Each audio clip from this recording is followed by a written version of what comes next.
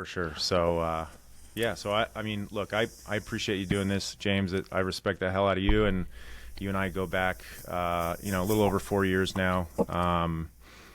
You're somebody who I respect immensely just because, like, you're one of the few coaches who have actually coached a ton of people in different capacities, whether it be athletes, adults, and pretty much everything in between. And so I think, what from a lot of the context and perspective that you provide in a lot of these things, I think you have a lot of real world tactical experience. So I think it's going to be a great conversation. So thank you. Yeah, man, I'm pumped. This is going to be a good time. The respect is very mutual. Appreciate that. So today we got James Cerbie on the podcast. He is the founder of Rebel Performance. And for those of you who have followed me for the last couple of years, I know you've heard me talk about the Silverback project. You were the creator of that. And you got a lot of cool stuff coming down the pike, which we'll get to. But like I said, just an all-around solid dude, great coach. And you train hard still, new dad who's starting to understand the challenges of running a business, training hard, being a dad, being a husband. So yeah, love it. Glad to have you here. So James, for the people of my listeners, for them who don't know who you are, tell us a little bit about yourself and what got you to where you are now. Yeah, let's see if I can give the spark notes version. I was trying to write something about myself the other day, which I hate doing for like a bio, and I was like, man, this is difficult to like sum up quickly. But yeah, so my name's James Cerbie. I grew up playing sports my entire life. That was always my passion, always my love. Played D1 baseball at Davidson College, which was amazing. I got out of college, got my very first job at Bank of America. I think I made it 24 hours. On the train ride home from day one, I called my dad. I vividly remember this. I called my dad. I was like, this is not going to work. I was like, I don't know what else I'm going to do. I'm like, but I know this isn't it. So I ended up, I worked there for a year. Like, I learned a ton. It was a really great experience. Like, it's hard to be a 22-year-old kid in a management position in charge of people that are like 30, 40, 50 years old, having to get performance reviews, like threaten to fire people. So like big growth opportunity there. But I think I knew really early on that the thing that was really interesting to me is this concept of just like human potential and human performance. It's what I've always been passionate about. I just never considered it as a career option. Like everyone at Davidson is going to finance or to law or to medicine. Like no one's talking about going and being like a strength conditioning performance coach, right? But I left Davidson kind of knowing that's what I think I really wanted. And so left the bank and then kind of started this really long path, went to what was then Cressy Performance, now Cressy Sports Performance, and did an internship there. I went from there immediately out to IFAST, which is Indianapolis Fitness and Sports Training with Mike and Bill, and kind of just went on this big journey of trying to put myself around the who's who in our industry to just learn and be a sponge and absorb as much as I can. Along that journey, started kind of a business, started coaching a lot of people myself, eventually went back to grad school, did that for 2.5 years at the University of Utah as part of the Utah Vascular Research Lab. Again, another incredible experience, but kind of walked away from that realizing that I think writing grants wasn't really what I wanted to do the rest of my life because it wasn't the best way, I think, for me to have the impact that I wanted, right? And so throughout that whole process, Rebel Performance, my first company, a training, nutrition, coaching company that Mick was involved in, we had an amazing team, and we still have some clients left over from that. While in grad school, we were in the Silverback training project that you were a part of. Some of the OGs listening, you're going to know what that was. That was a ton of fun. That was James being a graduate research assistant, making $20,000 a year, wanting to still coach and program because I wasn't on the floor as much anymore at that point. I was pretty much full-time in grad school. And I was like, well, I still want to keep my feet in this realm. How can I do it? And I thought it'd be cool to get a bunch of meat monkeys together that like to lift weights and put them in teams and like compete again. And that was just an absolute blast for me. But yeah, super long story short, kind of where we are now. My wife and I live in Knoxville, Tennessee. Rebel Performance, my very first company, is kind of winding down right now while I am focusing my time, effort, energy, and attention on kind of this next project that you're a part of. It's just I think a more holistic approach around like men's health and men's performance specifically for entrepreneur dads. And I'm sure we can talk about that at a later time, but that is the not so Sparks Notes version of kind of me. Yeah. I mean, so just to give some context, when I started Silverback, I think my son had just been born, and he was maybe a year and a half old, and I knew I needed change, like drastic change in my life. And I somehow you and I got connected. I don't remember how, but it was such a great time for me to kind of get back into this, and it really got me excited about training again. And you and I have been kind of working through like training ever since. But yeah, I mean, so obviously you worked with athletes, you worked with adults. You've kind of been involved in some type of training on with people on a ongoing basis for quite some time now. So I kind of want to get into maybe some of the nuts and bolts of how you look at training, and then kind of work our way around some of the other things. But to start off, like, what are when you're looking at trying to create like a well-rounded fitness program, maybe for like a dad in his 30s, right? Like somebody like ourselves, although I'm not in my 30s anymore. What are some of the things that you are looking at in terms of like big rocks? Like, what are you focusing on when you're looking at addressing these things? Yeah, for sure. So just as background, we were joking about this off the air. Like, I think as far as like a resume CV goes, with like the different types of populations that I've had the opportunity and privilege to train and learn from, like it is outrageously broad and diverse. Like NFL, MLB, collegiately at the highest level, special ops guys, like a world champion Brazilian jiu-jitsu person blended in there, CrossFit, Olympic weightlifting, strongmen, lawyers, like a 90-year-old retired doctor, like just like this, the spectrum of what you can see and do. Like I've had a hand in one way or another at some point in time, and I'm very grateful for that because it gave me a lot of different tools and made me a much better coach.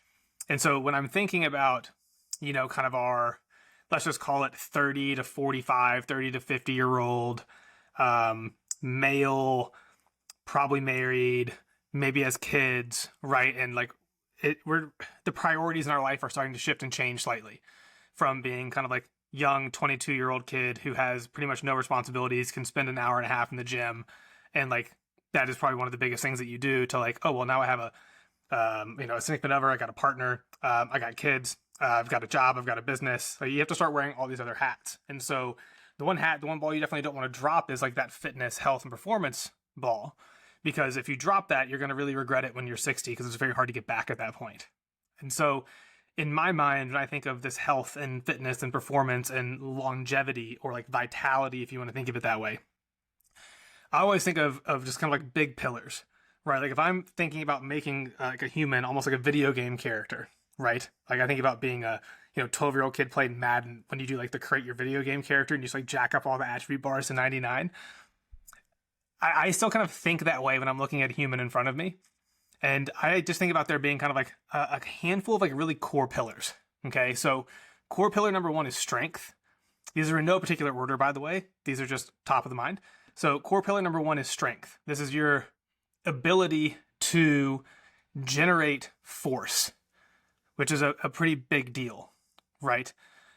People may think of this as like, how heavy is this thing that you can lift? With strength, it's just generally speaking, your ability to generate force. We want to be able to generate a large amount of force. It's a good thing. I think about hypertrophy, or your muscle mass. Okay. I think about your endurance and or your conditioning. I think about your power, which is your ability to generate force quickly. Think sprints and jumps and throws and things along those lines, right? And then lastly, I think about movement. Like, is movement something that feels good and easy for you? Or do we have knee pain, back pain, hip pain, neck pain? Like, do you feel like a leopard, or do you feel like a refrigerator? And so broadly speaking, I think those are our big, 5 pillars. You have strength, you have hypertrophy, you have power, we have endurance, and we have movement. And so as a human, you should want all 5 of these in some combination. We don't want to leave any to just round down to 0. Okay. Because again, like, let's put it into context that I'm not talking about elite level powerlifters or elite level Olympic weightlifters. Like, I'm not talking about specialists. We're talking about a term that I used to throw around a lot, is this idea of just being generally life proof.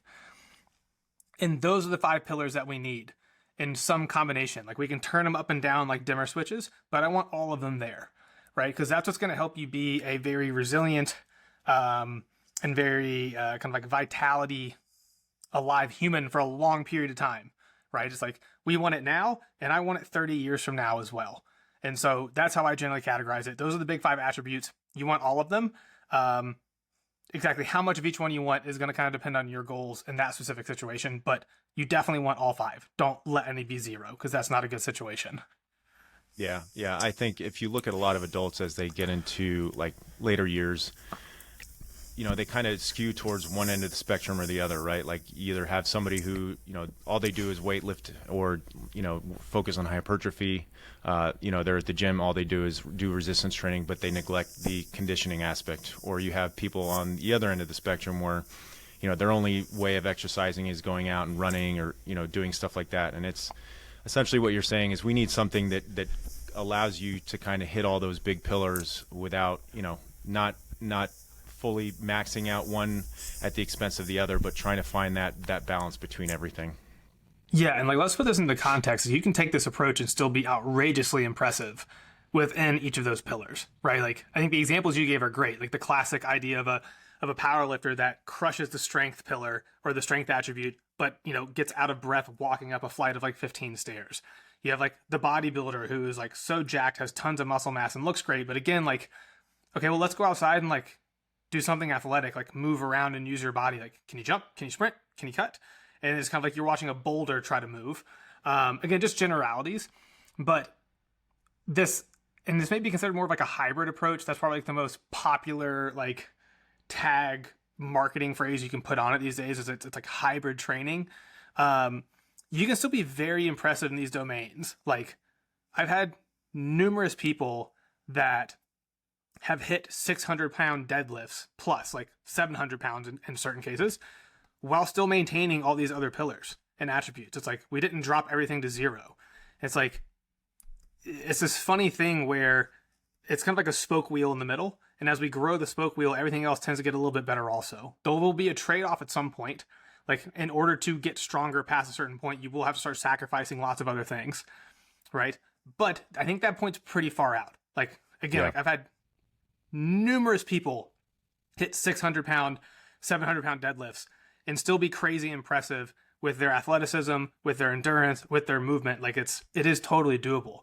And then kind of the other side of the spectrum of that example that you mentioned, right, is you can take kind of like the very endurance heavy athlete, which I think is the direction a lot of people go in. Like you run 5Ks, 10Ks, marathons, triathlon, etc. Like you crush the endurance. Then like we bring you into a gym and like the strength isn't there, the force development isn't there, any type of like speed power output's not there. And again, it's a balancing act. I want to make sure the person that's standing in front of me has an adequate amount of all of these things. This just gets into ideas of like fragility, right? The more options that you have at your disposal, the less fragile that you are. And so that's really, I think, the thing that underlies this. Yeah, if you've paid any attention to what Dr. Peter T is talking about with his like, he talks about medicine 4.0 and rather than just lifespan, he talks about health span. And one of the biggest predictors of early all cause mortality, as he says, is loss of muscle mass and just overall strength. So whether you're a male or female, like it's so important to continue to focus on some level of strength and power output and force development as you continue to get older, because as you lose muscle mass, like as you said, you become more fragile and you're more likely to have issues further down in your life. So I think that's what I love about your training approach is obviously I've seen myself thrive from a strength perspective. Like my numbers, as a 41-year-old now continue to go up or at least maintain. But I also, for the most part, I still feel good. I still feel like I can do, be relatively athletic relative to my counterparts. But I think that's something that, you do a really good job of managing those things and, prioritizing that well-roundedness within a training program. So awesome. So outside of training, just the time you spend in the gym and the programming aspect, when it comes to leveraging the outputs and essentially the improvements you make in the gym, there's a lot of lifestyle changes that go into this or managing of a lifestyle outside of the gym. Talk to us a little bit about the stuff that you talked about your pillars when it comes to training. What are some of the pillars when it comes to from a lifestyle management standpoint that you really focus on? Yeah, for sure. That's a really good question. As a quick background, my time in graduate school doing research was focused on aging, health, and longevity. That was like what I dedicated 3 years of my life to this concept of like, how do we age well? And so that's usually what I start thinking about is the work that we did there and the people that we studied. Like the guy that's 85 and crushing it versus the guy that came in at 85 and was not crushing it. Like, what are some of the core differences?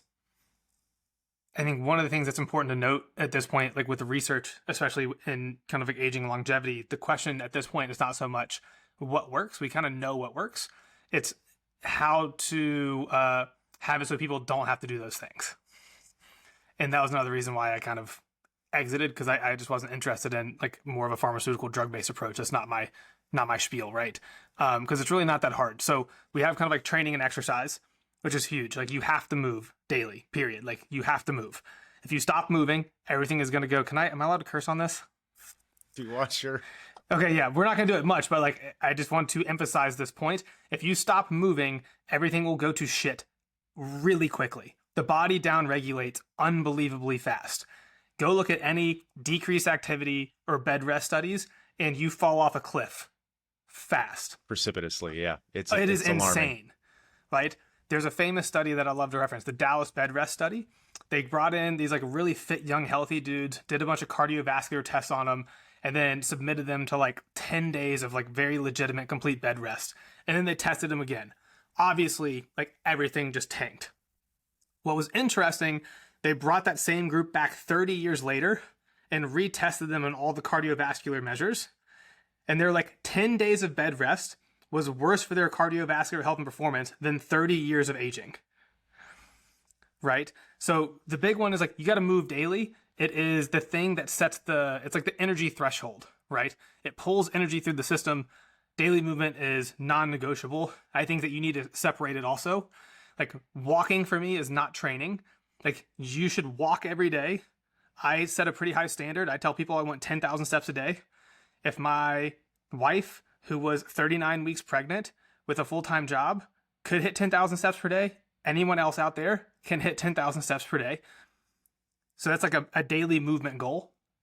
You should be training, right? Like we talked about earlier, you need to train. You don't have to train every day. I train 5-6 days a week. I have since I was in high school because I love it. You don't have to do that. It's more of just like finding ways to challenge your body physically, right? I think at a minimum, you need 2 weight training sessions a week. You need 1 really long, slow cardiovascular zone 2 type training a week. And then you need 1 like really high output, kind of gas pedal down conditioning session per week. I think at a minimum, that's what you want on the training front. Otherwise, though, just find stuff that you enjoy. Like if you like mountain biking and rock climbing and being outside, go find those things that you can do to challenge yourself physically. So I think that's kind of like 2 big ones. I mean, nutrition is obviously enormous. Like nutrition is going to be your saving grace during periods when you aren't as active or when you can't train as much, right? I just cannot emphasize how important the things that you're putting into your body are from a nutrition standpoint. Like, yes, it is food. Yes, it is meant to be enjoyed with other people. There's a lot of psychology around the experience of food, but we also need to remember that first and foremost, it is fuel. Like, start there and then get to the experience bit a little bit later. So we need to be very cognizant from a nutrition standpoint of how that's being managed so that you feel really good and you stay healthy, and that all the stuff underneath the hood that you're not seeing, hormones, etc., are working as well as we can hope that they can, right? That's like food quality, food quantity, food timing, all that jazz. Okay. I think another big one in this realm is going to be sleep. The easiest way that I can think to describe sleep, if sleep was not 100% essential, it would have dropped off over the course of evolution. Because if there was a small band of humans that managed to not have to sleep, their evolutionary advantage would be enormous, and they would have won. And for some reason, sleep made it through with humans, and it's pretty much unanimous across the animal kingdom. Like almost everything sleeps. So it's important. Don't start trading sleep for other things. It will not be worth it long term. Okay? The only asterisk to that rule is if you're in a game where you can sacrifice sleep for 6 months to 1 year, and then you win the game and you're done, right? Like the guy that's building a massive startup who's going to have a like $300 million exit at the end of the year, like I can totally get sacrifices and things because like you win the game in one move and you're done. But everyone else, don't play with the sleep game. Like you need at least 7 really good hours of sleep a night, preferably 8. Okay. Another big component that I don't think is talked about nearly enough is just community and like the people that are in your life. You need to have like friends and family and that community component. One of the things that we consistently saw in like some of the centenarian studies we did, so people that made it to 100 and were still like crushing it, almost all of them had this unbelievable like support network and community around them, whether it was friends, whether it was like their church in many instances, because Salt Lake City has a very large Mormon population, so that's very big there. But like unanimously across the board, these people had unbelievable connection and community with other people, right? And I think in men, it's really important that you maintain that connection with other men in your life, because we tend to overlook that as we age. Again, like as we get more priorities, business and our health and our family and our kids, it's like one of the things that we're really quick to drop is our relationship and the time we spend with other men. I think another one, again, like if I'm overwhelming people, I'm sorry. I'm just trying to think of like the big rocks here, because like this is how I live my life. These are things that I prioritize. Things that have become more important for me recently would include kind of like meditation and journaling, kind of like that mindfulness practice. Naval Ravikant has a really great kind of saying or quote in this realm about meditation being intermittent fasting for the mind. I think of it as my way to get to mental inbox 0, right? And so like as the world continues to get busier and there continues to be more noise, I think being able to remove yourself from that and hit an exhale and meditate and like find calmness and peace and clarity and slowness is going to be really big. That one, I think potentially is less big than some of the other ones that I've talked about from like a weighted standpoint and their contribution to aging well. But that's one that I'm thinking is, and finally for myself, is continuing to be more and more important for folks. Yeah. Yeah, I think those are... Oh, I got one more, by the way. Sorry. I was like, I know I missed one. Okay, the other one is purpose. This one like does not get talked about. It is it's very difficult to measure. So it's like you're not going to find a ton of stuff in the research, I think, on this. This is just like a thing that I subjectively notice looking at other people that have managed to do the aging thing well. I think that it's mentioned in the like Blue Zone documentary on Netflix. I haven't watched it, but someone like sent me a note from it. Purpose is huge. Like, do you wake up every single day with a purpose? Like, are you on fire about something in your life that you can look forward to? Because I can tell you right now, like, you can do all these other things well. If you don't have that, it's going to be really hard. Like, Warren Buffett and Charlie Munger are both almost 100. They're both still super sharp. I think they've just like pounded Coke and ate McDonald's like every day for 60 years, and they don't work out. Like they pretty much do nothing of what we just said, but they have like done really well from an aging standpoint, and they're still super sharp. And I think a lot of that has to do with the fact that like they both are just so in love with what they do on a day-to-day basis from a purpose standpoint. And again, not something that gets talked about, but I think it is outrageously important long term. Yeah, because I think at the end of the day, like if you have purpose to the reason why you're doing all of those things you just discussed, like that provides so much of the discipline to, you know, show up and do the hard work and do hard things on a daily basis. Like I think that's so undervalued. But yeah, I think those things, it's amazing the amount of levers you can pull.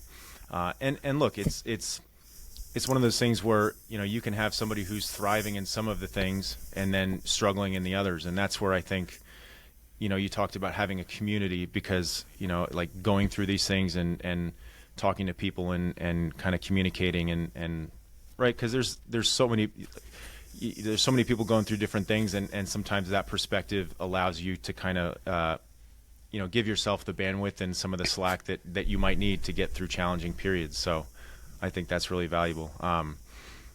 That's great. So I think obviously we talked about the training and we talked about some of the lifestyle stuff, but, you know, you and I have had a lot of conversations and, you know, it's ultimately what's kind of driving you into what you're really doing now. I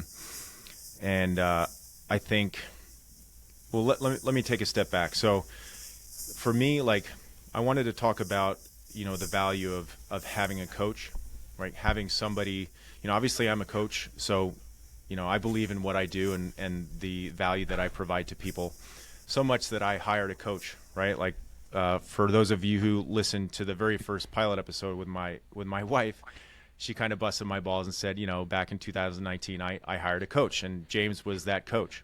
And so I believe in it. I believe in the value of, because I think, if you have skin in the game, if you have accountability, I think that, that pushes you in the days that like you really don't feel like showing up.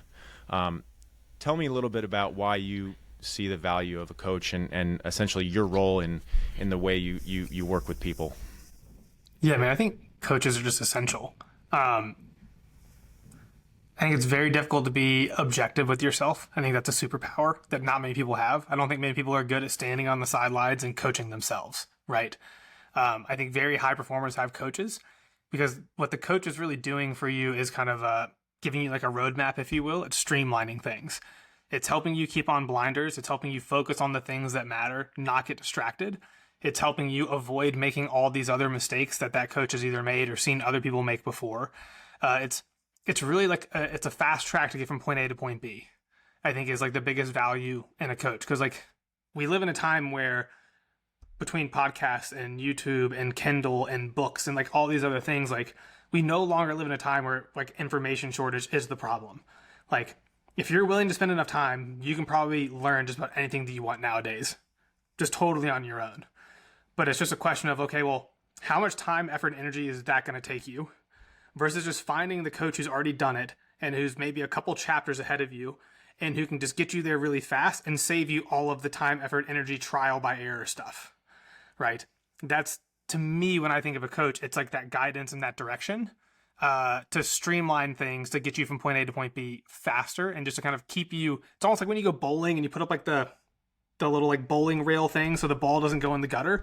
Like, I think that's really like what a good coach is doing for you, while at the same time like giving you space to kind of roam, right? Giving you space to roam in there, but then kind of pulling you back to center when needed. That's kind of, I like almost always have a coach of one kind or another for that reason. It just depends on like what I'm working on, what I'm trying to improve at and get better at. Yeah, I love it. And so kind of getting back to my previous question. So, like looking at all these things from a 10,000 foot view, like you and I have had a lot of conversations where like, obviously there's a lot of people out there doing, online training. I think what you do is great because you actually, you're not just putting out content, you're actually spending time coaching people on a day-to-day basis, from the training side, from the lifestyle side, but there's blind spots there, right? Like there's still things that, through our conversations we talked about, like we're missing and still opportunities. And you kind of touched on it earlier in our previous question, but it's ultimately what's gotten you to the project that you're working on now. Tell us a little bit about how you kind of, over coaching, hundreds of dudes and people, like you started to see these pitfalls, if you want to call it that. But talk to us about like some of the cool things that you're doing in evolving your coaching experience and why that really matters to you. Yeah, for sure. So, what I did for a decade, basically, and what my first company, Rebel Performance, was focused on, it was largely like training, nutrition, strength conditioning, like very human performance from a like weight room, court sport, field sport angle, if you will. And I loved it, and it was amazing. I started feeling like I wasn't having the impact I wanted because I continued having conversation with so many of these men that we were coaching. And we would nail this like physique, health, performance combination transformation for them. Like that side of their world would be totally dialed in, 10 out of 10, happy, crushed it. But then you start digging in and asking them more questions about, well, how's the rest of your life going? And it's like, oh, well, the rest of my life is pretty much chaos. Like I've got a business, I'm managing my health, like my relationship with my wife, my relationship with my kids, like my relationship with other men in my life, my spirituality. And it's just like, you begin to see and realize that like I was viewing the body as like an end point. And like, if we got the body right, I would check the box, like, sweet, we did our job. Because technically with the mission of the company, we did do our job. But I just became really unhappy because I didn't want to continue having that be the end point. Like the body realistically is a through point for you to be able to be more, do more, and like generally suck less in life. it should be contributing to these other aspects of your life in a positive way, right? And so if I zoom out and look at it, and like the guys and the men that I was talking to on a regular basis, like, okay, cool, like, well, what is the problem? Like, what are they doing? What's not right? And so you look at it and it's like, well, they're attempting to figure out kind of like how to basically like run their life.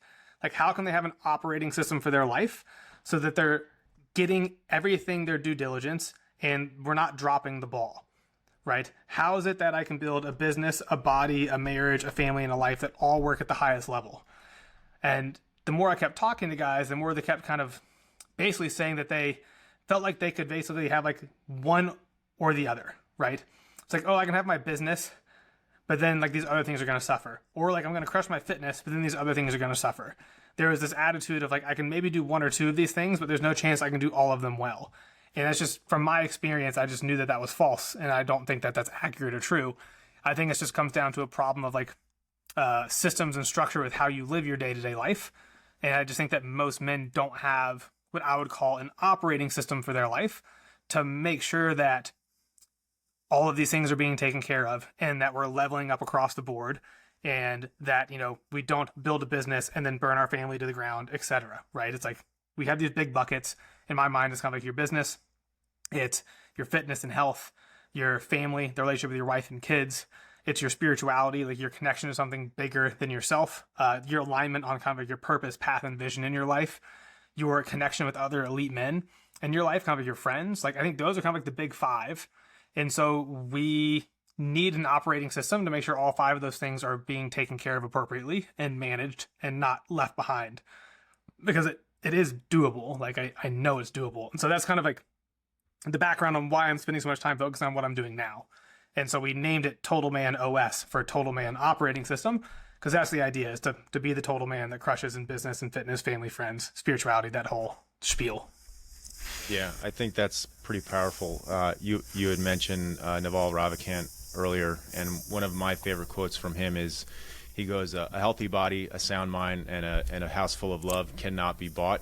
It has to be earned," right? And in that context, it's like, a guy like Jeff Bezos, he could have all the money in the world, but he's got to work to stay fit. He's got to work to have a strong family. And I think you're just giving guys guidance and feedback and how you can do that in an objective way, right? And I think you said perfectly, like, sometimes even though you might think you have good self-awareness, like people, like one of the analogies you talk about it, like you get on this river of life, and before you know it, like if you're not providing direction to where you're going, like you're going to end up somewhere you might not want to be before you know it, and it happens really fast. And I think those lessons are super valuable because you said, yeah, great, so you work hard for your fitness, you work hard to build a business, but if you're not happy and you don't have a family to share it with and love in your house and a community, like what's it all for? So I think those things are super powerful. It's almost like it's certainly like from a mentorship standpoint, like something you're offering now. Did you obviously, I think, at least for me, in my experience, I feel like as I've gotten older, I've assumed more leadership roles. I've enjoyed mentoring athletes, and obviously I've had really good mentors along the way that have kind of guided me and shaped who I am. Like, have you had anybody in your life who's mentored you and helped, show you the way, so to speak? Oh man. Yeah. I've had a lot. I had a lot of mentors.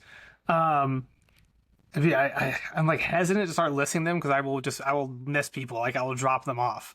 But I have learned, everyone is standing on the shoulders of giants, right? It's like everything that I'm doing is me learning from all the mentors and people that I've, spent time with in the past, and then putting potentially my own spin on it and then connecting dots on certain things and tying it all together, right? You can go way back in the day, my very first job ever at Bank of America, my manager there was really incredible about teaching me how to manage other people. I'm 22 years old. I've never had to be responsible for managing other people that get a paycheck, whose lives depend on that paycheck. That was a totally different dynamic for me, right? Or my time at MTB Performance, learning from Eric, learning from Pete, learning from Greg, learning from Tony, like the whole staff there with regards to like how to show up as a professional, how to treat other people, because I showed up and was super into the, what I would consider more kind of like textbook educational side of training and programming, but was not very good on the floor person to person. Like I was very much nerding out on like programming methodology and physiology and like whiteboard stuff. And then Eric and Pete were like, hey, you got to be really good at the coaching bit too, like, or else no one's going to ever pay you money to do what you do. Like you can be the smartest person in the world, but it doesn't matter if you're not good at like the person component. And so that's one that I've had to work at a lot because I am naturally like more kind of like science textbook oriented. I am not like naturally the most empathic person in the world. So I have to work more on like that human connection emotion side, and I'm still continuing to work on that. I mean, like, and the list can just like go on forever. Like Mike and Bill at iFast were obviously unbelievable. My kind of advisors and mentors at the University of Utah in graduate school were incredible. Like they taught me so much about how to just be a better thinker. Like so much of like a PhD process is just like learning how to think better.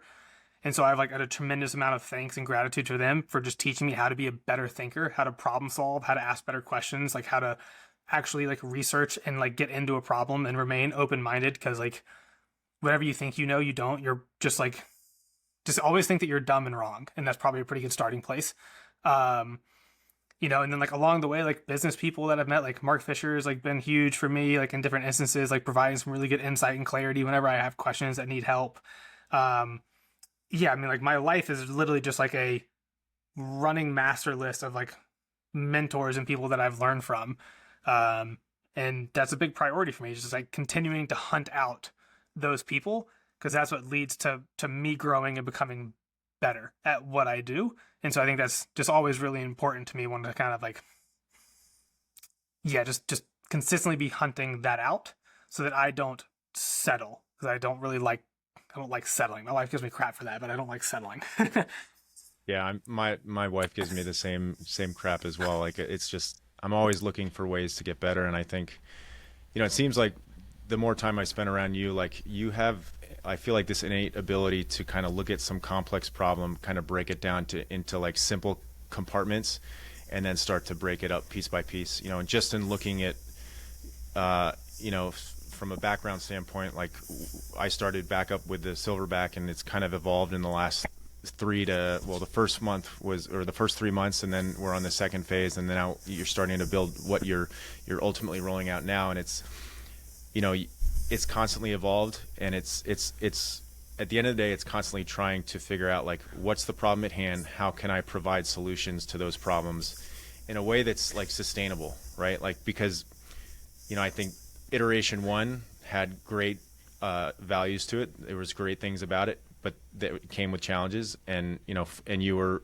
so open to the constructive feedback and from everybody in the group. And I think that's where, as a coach, it's important to have principles and ways you look at things, but you also have to be able to listen to your clients. And I think you do a really good job at doing that, even though it's never, we're never face to face, but like you do it in a way that's approachable. And I think it's something I really respect out of the way you approach your craft. So, yeah, I love it. Thank you, man. Yeah, that means a lot. I tend to just view anything that I'm currently doing as my best hypothesis at that point in time. And then as I continue to get feedback on data, like it will just continue to improve and evolve. Like version 3.0 is like what you guys are getting really soon, and I'm super amped and jazzed about, because it's going to be a significant improvement on version 2.0. But the only reason that improvement can happen is because you guys did 2.0 and gave me feedback, and I also was running it myself. And I was like, oh, I like this. I don't like this. This is working. This isn't working. I can make this simpler. I make this clearer. We just need to take this whole thing out. Like that's just like it's a creative iteration. And so I'm always just like beyond grateful for you and the other guys in the group who believe enough in me to like trust me in that process and to allow me to be like that coach and that mentor throughout this whole process. Yeah. Do you think that when you got into this field, however many years ago, would you have seen yourself where you are now? Oh boy, no. No. I showed up at I showed up at Cressy Performance the first day of my internship, and I think like every other intern that shows up there, Pete's like, all right, also like, what do you want to do? I'm like, oh, I'm gonna open my own gym. Like that was like I was 110%, like 100, like that was it. And then things like change and evolve with time. It's just like I don't know. Like I feel like I'm on this process of about like every 2 years, I'm kind of like remaking myself in one way or another. That's actually probably pretty accurate. It's probably about every 2 years, like I make pretty big shifts and moves. But yeah, I did not think that I would be living in Knoxville, Tennessee, currently running the program that I'm running. But I couldn't be happier that I am doing it because it's a thing that I feel the most aligned and on fire about. And the thing that I have felt the most aligned and on fire about in a very long time. I think your quote that you mentioned earlier, or not the quote, but that idea of, I think a lot of people are sitting on a canoe in the river of life without a paddle. And they're just like riding along this river. And then that river ends up at a waterfall like 30 years down the road. And you're like, oh shit, it's not where I want to be. But it's a little bit too late at that point, right? So much of what I'm doing and trying to do is help people have a paddle in the canoe and give them the tools to be incredibly mindful and incredibly intentional about the life that they're living so that we can steer the canoe and get where you actually want to be, like where you want to be, not where your mom, your dad, your friend, this podcast, like that's the hardest part now, I think, for a lot of people is like doing the deep introspective work to understand what you want and why you actually want those things. Like sounds really simple. It's actually really difficult in practice, but like do the work because like you don't want to like end up at the waterfall in 30 years, like, man, I wish I had done it differently. Yeah. And I think that's where the value of having a coach or having a mentor or just having people around you that can keep you accountable. And, that's the value in it, and that kind of brings us full circle. That's awesome, James. So, obviously we've kind of talked about, how you've done a really good job of reading what you feel like your clients need and providing that value. What do you think's what's next? What's next for James Cerbie? And obviously you got the Total Man coming up in terms of launching that. Tell us a little bit about that and how people can learn about it. Yeah, that is kind of like the thing that I am really focused on right now and see myself focusing on long term. I think that is, I was thinking about it today. It feels like the culmination of a decade of work and experience. It's taking, I think, three things that I love the most and blending them together, which is kind of, I would think of category one as kind of like performance, health, and energy. Category two, I would think of as productivity and effectiveness. And then category three, I would think of as like systems and systemization of complex things so that you can repeat success. Total Man OS is like a blending of all three of those worlds together for me, which is really fun and exciting because I just didn't want to focus on one domain anymore. Like I wanted to bring all three of those things together because that's what I think we need to help men and entrepreneur and executive and kind of like founder leadership dads, I think, really get the outcomes that they want so they can win in both business and life. And so that's the thing that I am absolutely 100% like most on fire about and will continue to work on. Like we're just in the beginning phases of it. You're in it. We've got like a really awesome crew of 15 guys that have, trusted me throughout some like figuring out phases here, but we are whittling down to, I think, an unbelievably powerful, simple system that will just flat out work to help you show up at your best every day to win. And that's really what it's about. It's like win in business, win at home with your family, wife, and kids, win in your health, win in your spirituality, win in your relationships with other men and friends in your life. Like if we can check those boxes, then I'm going to feel really good about the work that I did while I was alive on this planet. And so right now, everything is about getting kind of version 3.0 of that system ready, because that's what it is. It is a system. It is an operating system. The reason it needs to be systemized is there's a great quote by James Clear. Like you're not going to rise to the level of your goals. You will fall to the level of your systems. Right. So like we need to show men how to actually kind of like harness performance and energy and power on a daily basis. Like the more responsibility you get and the older you get, the more you realize how essential your energy is. You either have energy or you don't, right? If you have low energy, like you're not going to get anything done. You can't show up in any domain the way you want to. So that's kind of like big pillar one. It's cool. Like, how do we teach you to get to peak energy daily? And it's not really that hard. There's just core things that we have to do consistently. And then it's kind of this combination of, okay, great. Once we have energy, we need something to funnel that energy through. And that's where effectiveness comes in, right? You don't want to be productive. Productivity is just getting things done. Mindfulness is being really thoughtful about why you're doing what you're doing. Effectiveness lies at the intersection of those two, kind of like an overlapping circle. You want to be effective, which is getting the right things done, right? That's how you get your time back, because that's the goal. Like, we want more time and more freedom and more calm and more clarity and less distraction and less overwhelm, less feeling like game is this like really terrible game of whack-a-mole where you're just running around all the time trying to like hit the thing. But that's why I think a lot of guys are unfortunately stuck. And like I mentioned, the third part of that is the systemization, because systems are what allow this thing to run long term. So we have consistent success and consistent winning. Because we want to avoid the like, I crushed it this month and then I was terrible the next month and then I got back on the track and then I was bad for 2 months. Like, we want you to crush it consistently. And that just comes back to systems. And so that's kind of like the three-pronged, three-pillar approach that I'm focusing on right now, is packing all of that into a simple to use system, an operating system for guys that want it to follow, and then bringing them together in one place in a community, because I think it's very difficult to find other men and other dads that hold themselves to that high of a standard. I think that's the other big aspect of this, is like wanting to bring these men together to create a brotherhood, to lean on each other, to support each other, to help each other, because you have a lot of people that settle in life for like a very low standard. It can be hard to find other men that have that very high standard, and that want to really have it all in their life across these domains.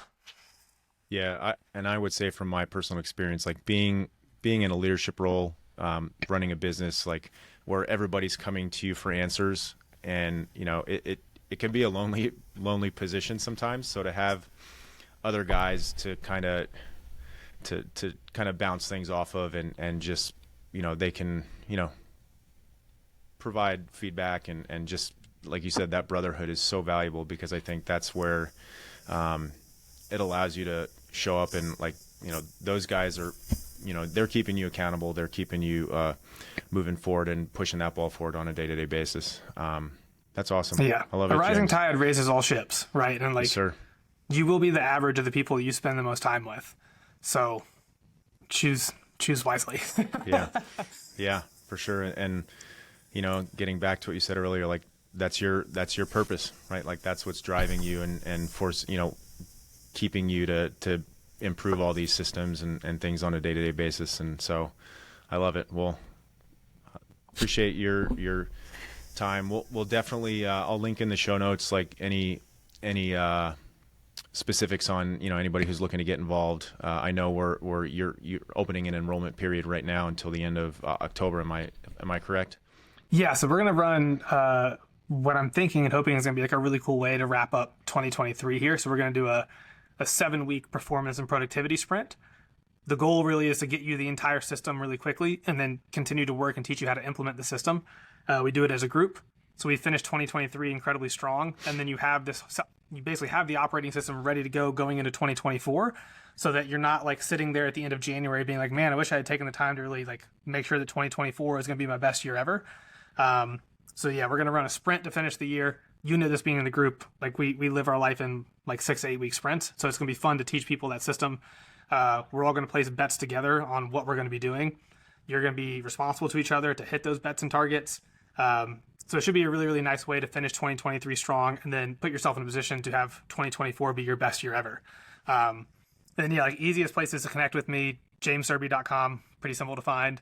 I'm on Instagram, I think has the James Cerbie. I have a Twitter, but Twitter's kind of weird right now. And then I'm on LinkedIn also. Again, just James Cerbie pretty much everywhere. Awesome. Well, James, I appreciate your time. It means a lot that you, I know you were kind enough to invite me on your podcast years ago, so I'm thrilled to have you as one of the first guests on mine.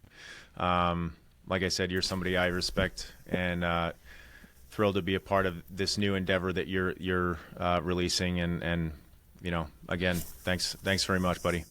Oh man, I'm honored. Thank you so much for having me on. I actually have way more fun being on the other side. I love being the guest, even though I did like 130 episodes as the host, like I would take being the guest 10 times out of 10. Yeah.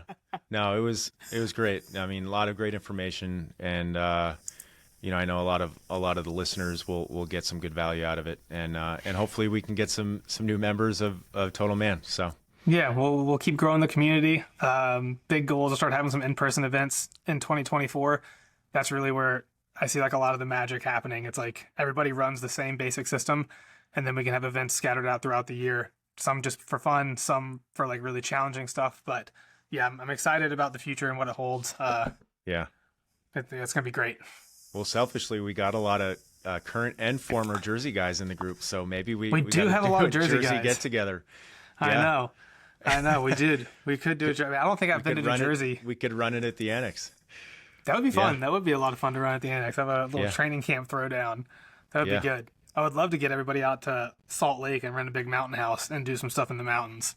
That would There's be something. fun. There's something about the mountains, man. It's just like Yeah. it's just good for your soul. Yeah. Absolutely. All right, brother. All right, Appreciate man, it. super appreciative, man. Yeah, and thanks.